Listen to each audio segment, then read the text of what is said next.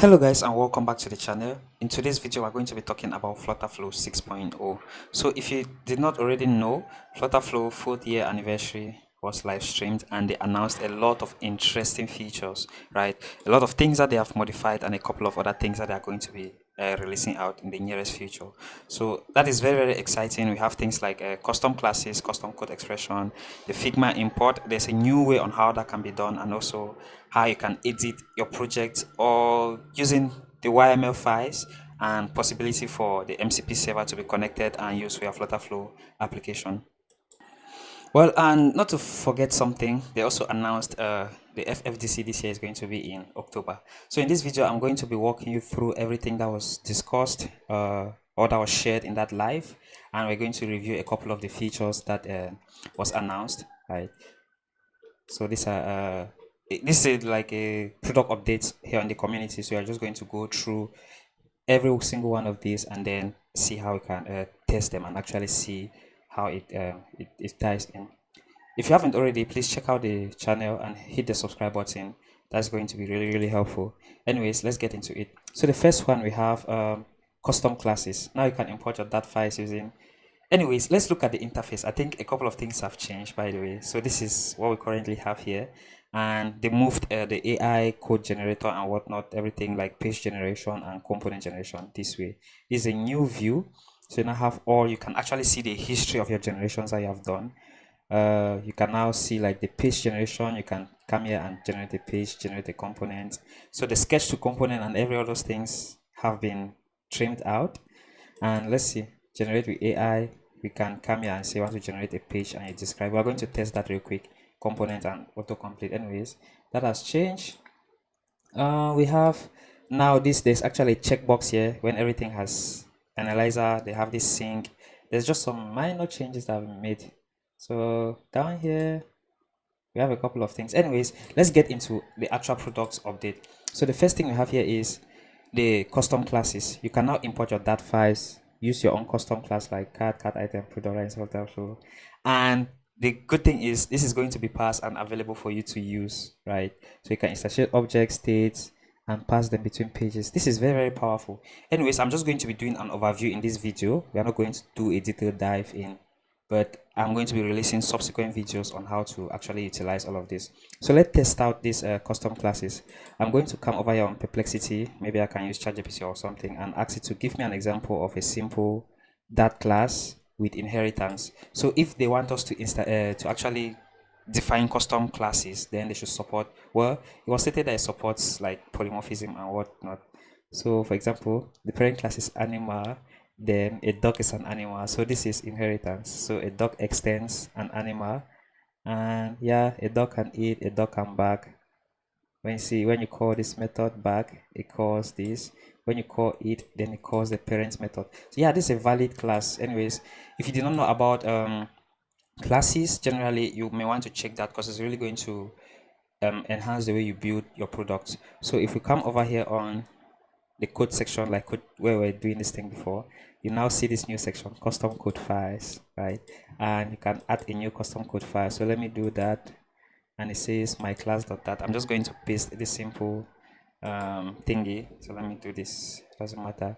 Now let me call it animal class. Let's see how that's going to do and save the code. We allow the analyzer to do its thing, and let me see, when you click here, code has not changed. Well, hopefully it should analyze and be done. Alright, our code analysis is done. Now we can have the animal. We can call the animal method to instantiate a new class. We can call the it methods, or this is a constructor to instantiate a new class of that parent class animal. We can call the method. Now we have boolean. What did it specify here? What did it specify here? An object. Okay. To string, the toString method. Okay. The hash code and the runtime. Now for the docs, we are still simply going to have the same thing because it's inheritance. Anyways, this is generally how you can do. I'm not sure how it can play in the editor, so I'm just going to create a new blank page, for example, and let's actually see how that can play out. Let me see, 6 oh no 6.0. Let me just say 6.0. So I'm going to call FF60, and let's just create this blank page. I want to test something. So first off, let me come here on the app state and see if we can actually create a state of type class. Oh, okay. Custom class, and we can select the animal class. This is interesting, of this type. So you can actually define. Okay. Anyways, I'm not trying to animal. I'm not trying to actually see how this is going to play out, right? I'm not trying to like tie everything together. I'm just like walking through it to see. Let me see if we can do page state animal dot back or something. Animal dot, yeah, app state animal, yeah. Then which method can we call from inside? So we can actually use the enum field or use the enum method. So let me see this method and the toString methods.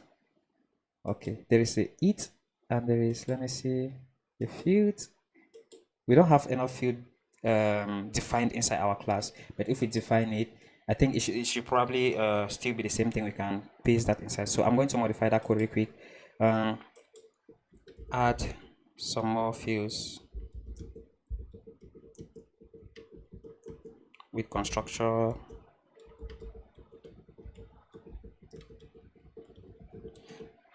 So I'm just going to add some more fields with some defaults like name unknown h0 like this, right? So yeah, this is going to be something interesting. So I'll replace that class that we have and let's see what's going to happen. Again, I'm saying this is not going to be a deep dive, but I'm already getting very deep into it. All right, so I've updated it. The reason why I'm just tempted to try this out already is because this is like one of my this is something that's going to really change the way we build apps, right, with FlutterFlow. So this is a very huge improvement, if you know what I mean.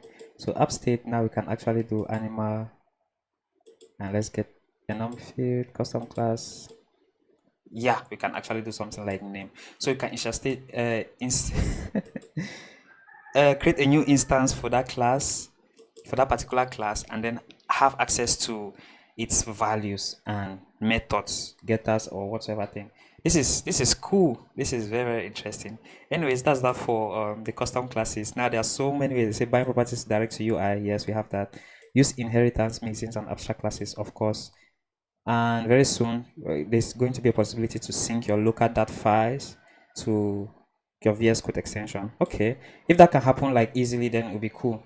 All right, next thing we have here is the custom code expression. So initially we have custom function that we used to do a lot of things like some basic computation. You want to add or say greet somebody like good morning, you have to write a custom function to do that, like good morning, or greet the person based on the time of day, right? Like good morning, good afternoon, good evening.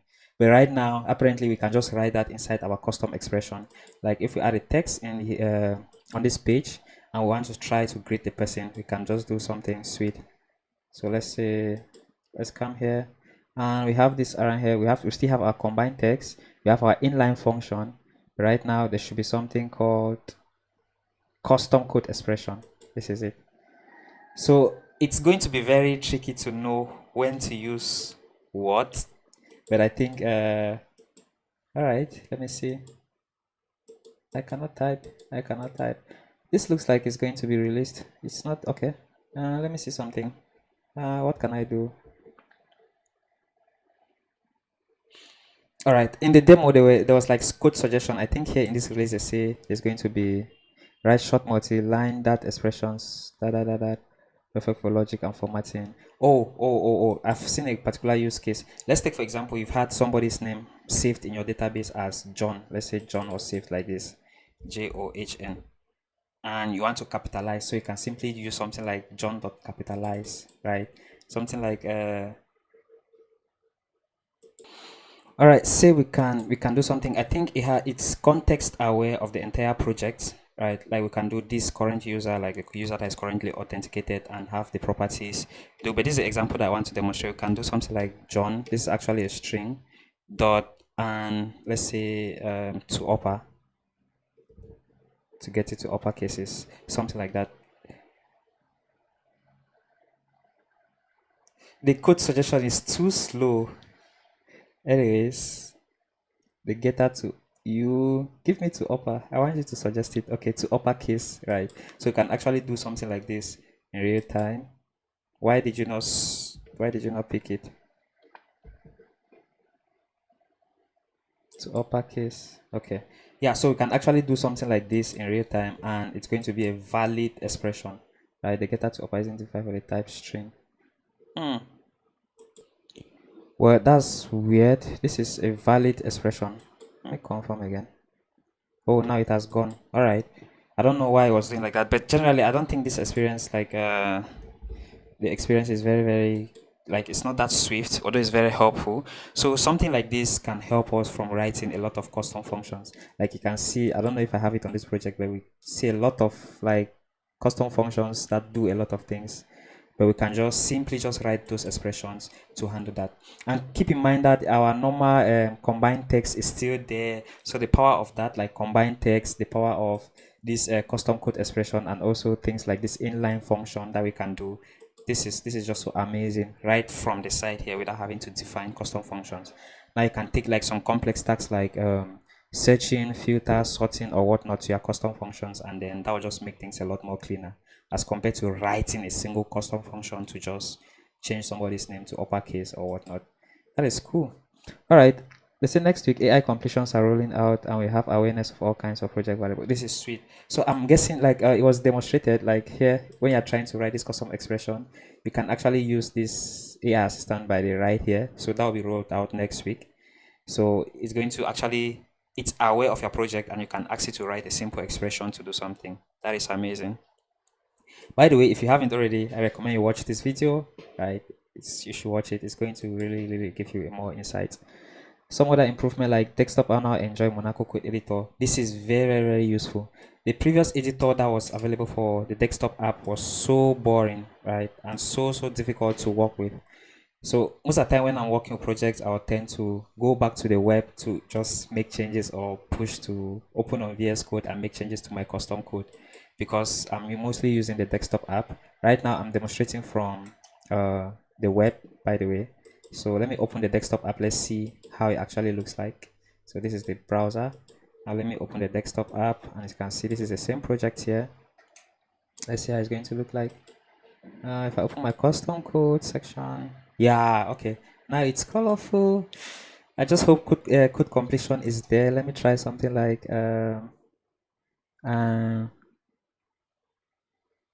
print. Anyways.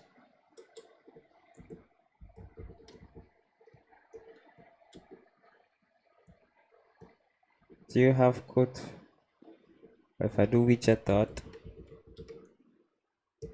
All right, I don't think code suggestion it's enabled here, but it's just good to know that the editor is much more friendly and we can format things, and that's sweet. All right, discard current changes. Now let's move on to the next thing. You can easily import arbitrary tat files into any page or component for maximum flexibility. Okay, let's look at that. Now, regarding that, I'm not quite sure what specific use case that might be, but let's see how that can be done. They say you can import in a page or component. So on this empty page, I think right here up here, you can do page imports. It's a customized imports for this page. So you can actually edit. Oh, okay. So these are the default imports that are there. Can we edit them? Let me see. All right, I don't think this is uneditable. Well, I'm not sure why we cannot edit that, but apparently we can add a new import and then you can actually import. Does it have suggestion? Import, let me see something. All right, it doesn't have any code suggestion or anything, but yeah, you can add custom imports onto this page, right? That is cool. Again, like I said, I've not seen a use case for me. Maybe there's a very important use case out there, but it's just nice to have like that flexibility. And one thing I also noticed, like even as parameters, you can pass classes, right? So just be aware of that. You can pass custom classes as parameters and custom enum too. So we have also on the this thing, the live, when Kai demonstrated a very like interesting use case for this thing, where you can converse with like 3 different models like ChatGPT, Claude, and I think Gemini, right? You can have all of them give you response. They are just instances of the same I think, okay, ChatGPT, Gemini, and Llama, right? So these are responses from AI models, and they're just classes that he defined that executes the same prompt and then gets a response, fetches them, and so you see, I think it's polymorphism. This kind of demonstration, but yeah, I'm not sure, but yeah, this is very cool, and I think this is going to be available on the marketplace that you can actually evaluate and see. All right, we've added over 200 plus new specific error messages. This is no joke, very important, and I've seen a couple of them around. So when you're working, you'll not just be blank on what is happening. There's actually like actual error messages will be given to you and trying to instruct you on what went wrong. So we have enhanced collaboration and design. Now, this is pages in libraries. Now you can create libraries alongside pages. So you can create a page that's part of a library, and users can import that page and just style it to you and use it directly in their project. Use library pages in navigation actions, pass actions to library values. All right, so you can define a library page, right? You can define a library page and pass an action as a parameter, or a library action as a parameter, that if somebody is using that library, they can then pass that action to do. An example demonstration that was done was like an authentication flow. So you have a library action that receives an email as a parameter, then just have to pass the authentication workflow through it. I think it's still very cumbersome the way it works, but yeah, it's great to have libraries as have pages as a library, have pages in library. Sorry. Well, coming soon. Use library pages in navbar as you are logged in on entry pages. But yeah, they demonstrated the possibility of actually you changing the entry page of your application to a library page if you have one imported. So down here on the drop down, you are going to see you can actually change your entry page to a library page. So if there's a customized onboarding flow that you have as an entry page, or as a library that someone has deployed on the marketplace, you can import that and then have that as an entry page in your application. That's a lot more simpler to follow. So there was one great thing that happened: Figma frame import. So this is not just about frame. So you can actually, the way Figma importing was done initially was you need to do a lot of manual work, right? So you have to first on Figma configure your styling. So let me actually demonstrate something. So this is an example project here. It's an example design, and you see on the right here I have all my styling, like the text styles and the and my color scheme, everything specified here. So this is how the old Figma import was based on, right? For you to import your design system, you need to actually specify all of those variables. But right now, there's a possibility for you to even fetch like colors from the design without having to specify all of that. Now this is a demonstration of that feature being implemented live. So you see that design that I had, and right now you can connect to Figma not with the API key. So initially you need to use like API keys and whatnot, but here you can just do the OAuth and then authorize FlutterFlow access to your Figma project. Now when the authentication is successful, all you have to do is just the green flag will indicate that you've connected to Figma, and then you can start importing your styling, right? So when you're ready to do that, it now presents itself like an onboarding flow. You can actually copy the particular Figma project that you want to import, because you have already given FlutterFlow access to your Figma account, right? So it has visibility of everything. And if there's any color in your stylings, it's going to identify that. And if there are no colors specified, it's going to extract colors from the design that it sees and brings that to FlutterFlow, where you can just map the colors and get your desired design system, right? And when you're done with that, the same thing too with the fonts. If you have a font like custom font, you just need to import the custom font on FlutterFlow first, and that will be automatically identified when the font import is happening. And even text styling and scaling, everything of the fonts is going to be identical. This is very sweet. So you can map that to the designs or the stylings that you have on your Figma. And when that is done, you are good to go. Now on to the next interesting thing about this Figma import. On your page, on your design or whatsoever thing, and as you can see, this is the page that was imported. an example page that was generated in the past, and you see our page import is completed, and that's the exact design that we had on Figma, or like at least very, very close. This is a very good point for you to start designing, and then you just like cross-check maybe things like sizing, which obviously it should be from. Oh goodness, this is so interesting, and it does made things a lot more easier for people like us who are not very skilled with designs. So we can just import pages like this and then customize, just apply logic and start going. This is very, very much close to the design that was on Figma. Anyways, that's just that. Next, I think in collaboration with one of the top agencies, FlutterFlow is also releasing a design system, right, for like things like button, icons, a couple of fields and whatnot, color scheme on the marketplace. So you can check it out. I think it's actually free. It's called Bento UI, right? That's actually free to use. Now, multi-team support. Someone like me who works on multiple projects, I cannot be on multiple teams, and I have to like give different email accounts for people to add me onto their projects or their team projects so that I can work with. Now, FlutterFlow is implementing multi-team support, so you can belong to multiple teams, and that's going to be very, very useful for someone like me. So I maintain a single FlutterFlow account that I use across all the projects that I'm collaborating on. But that way, bypassing that by being like collaborator on multiple projects or collaborator on the project, but collaboration is limited in case like only one person can be working on the project actively, right? So that is cool. Now we have deep integration automation. So there's a possibility for us to edit the YAML files. Now this is FlutterFlow generates code, right? That code or Flutter code, whatever I want to call it. And they also have a means now that code can be translated to YAML. Not like have a means, they are doing that in the background. And now they are exposing that YAML file for us to edit.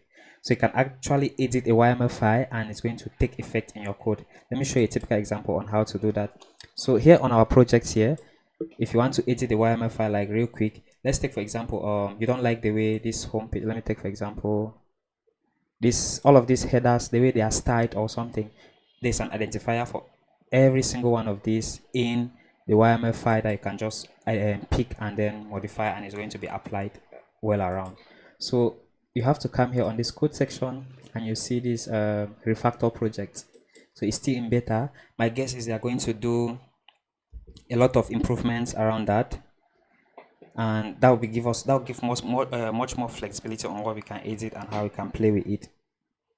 And one thing I think FlutterFlow should do is also give a structure of how that YAML is generated, probably in their documentation or something, so we are aware of what is what, because right now we can just read and see the structure of a page, but it looks like each widget is nested within it. It's right now complicated to interpret. The reason I'm saying so is so that if we have an understanding of that structure of the YAML and how it is being generated, what is what, is going to give us more flexibility on how we edit things, right? Well, that's my opinion. All right, so we are presented with this configuration editor, and we can actually edit everything about our projects, from the API groups that we have to a single page or a component and whatnot. This is how, like the app bar, for example, this is how it looks. Right, this is a structure, and if you can understand the reason I'm saying like all of this, we can read and have an idea of what is, but a detailed documentation of how this generation is being done and what it represents what is going to be very, very helpful. So you can see a lot of other sections that you can scroll and edit, right up to a particular text that exists on some page somewhere, right? So that is very, very flexible, and this is what gives rise for the possibility for FlutterFlow to implement MCP. An MCP server, because if the page structure is as simple as having something like this, then we can tap into that in a more flexible way, more than you can imagine. Now on to the next, we have project APIs. So FlutterFlow is exposing APIs to actually edit the project and not just like pull like we had for the VS Code extension that we can pull or say download our projects using the FlutterFlow CLI. Right, we can actually make edits to this thing, that is to our projects directly, and I think that is very cool. I'm looking up to the documentation to see what that actually means and what endpoints are available that we can call. That's going to change a couple of things, and it's so interesting to see that if it's possible. And the next thing we have is MCP server. Now this is the experimental, but with the FlutterFlow MCP server, you can connect say to an editor like Cursor or any MCP server existing anywhere, right? So you can connect to FlutterFlow MCP server from anywhere, basically, sorry, and then make changes or ask it about your project. So the demonstration was made in the video. I'm going to not spoil that for you. You can go and actually watch how that happens. And it was demonstrated, and FlutterFlow was able to give you, it's aware of what is happening in a particular page and can make changes to particular sections from pages to components and whatnot. So I think that is still in the pipeline, and that's going to be so advanced in a way that is going to make working with FlutterFlow so interesting. Anyways, we've quashed over 50 long-standing bugs on a recent bug batch, so you can check that out on GitHub. You can now add arbitrary custom typography styles in your custom colors. There are a couple of improvements here, but I'd like to highlight this Flutter font. So FlutterFlow is keeping our 1 million to solve Flutter-related issues. So if there's a package that is buggy, or if you're a package developer and you see like you don't have time to do certain things, you need just some motivation, you can apply and you'll be supported. Right, that's very, very cool. So search throughout the project has been dynamically improved, and yeah, the search has been moved. If I close this, the search has been moved to the center, which is I'm not really a big fan, but it's obviously a design decision. I'm not good at like making design decisions, but I think FlutterFlow has thought through it before making that choice. Now search is at the center, and you can search more in-depth searches as compared to the previous search that we had that was just say pages, components and whatnot. So we have all of this here. I can do like actually use shortcuts directly from the search bar above here, or if you want to search, you can search. And this is very, very cool, right? It's just nice to have, especially on something like tablets. I've not looked at the interface on tablets, but it's going to be helpful. Well, someone like me, I know. So, and FFDC, yeah, is October 8 to 9, 2025, and this time is going to be in San Francisco, no longer New York. A lot of people were complaining last year about that. And this is just basically what FlutterFlow has to offer. And this is FlutterFlow 6.0 for you. And happy birthday, FlutterFlow. If you like this video and you like to see more content like this, be sure to check out the channel, hit the like button, subscribe, support me in the best way that you can. I also have my buy me a coffee linked below. I have a couple of videos coming up, so look out for that. And thank you very much for all your support. See you in the next one.